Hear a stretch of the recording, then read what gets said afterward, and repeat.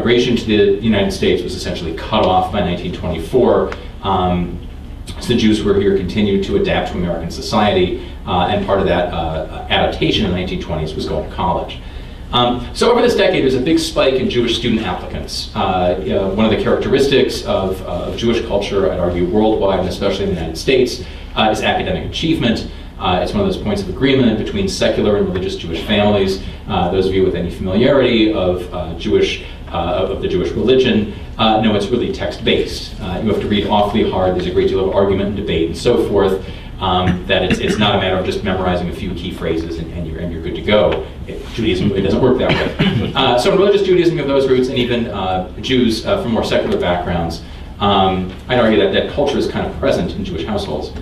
During the same year, the Yale Dean of Freshmen said that he believed that Jewish students were, quote, a foreign body in the class organism.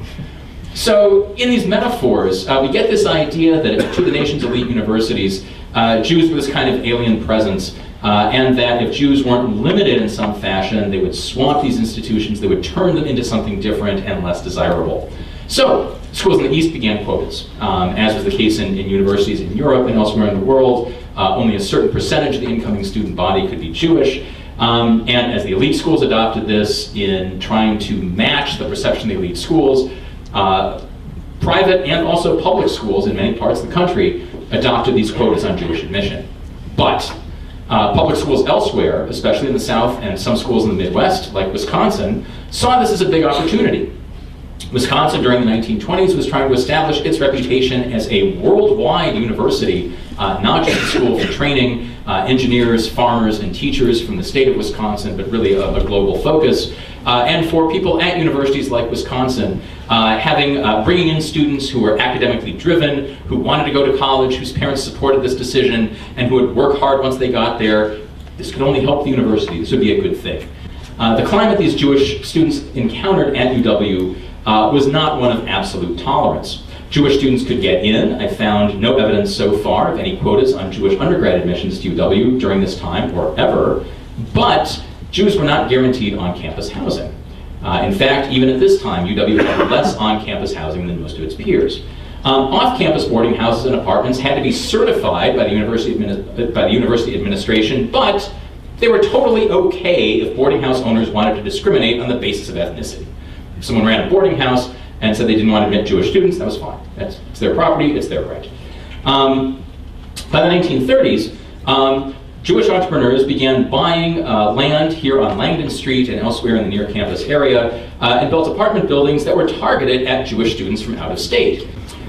These restrictions at Eastern colleges, plus the draw and the lure of UW, meant that there were roughly 1,000 Jewish students at UW by 1929, roughly 10% of the student population.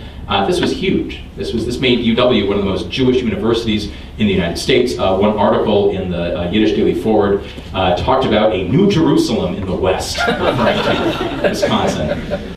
Jewish students in the 1920s were the sort of people who were perceived as too eager to participate in classes. There were people who asked a lot of questions, who held the professor up from getting through his lecture, who were too fired up, and ruined the curve for everybody else. There were some students who, of some Jewish background, who were involved in radical organizations on campus in the 1930s. However, this label was kind of flexible and was applied to everyone on the political left.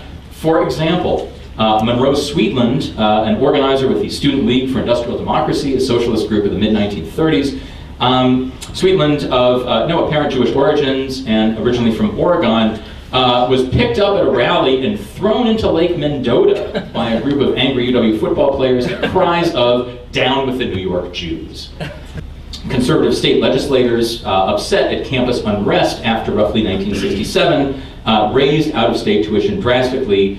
And one of the research questions I'm trying to figure out is, did anyone actually say it's to keep the Jewish radicals out?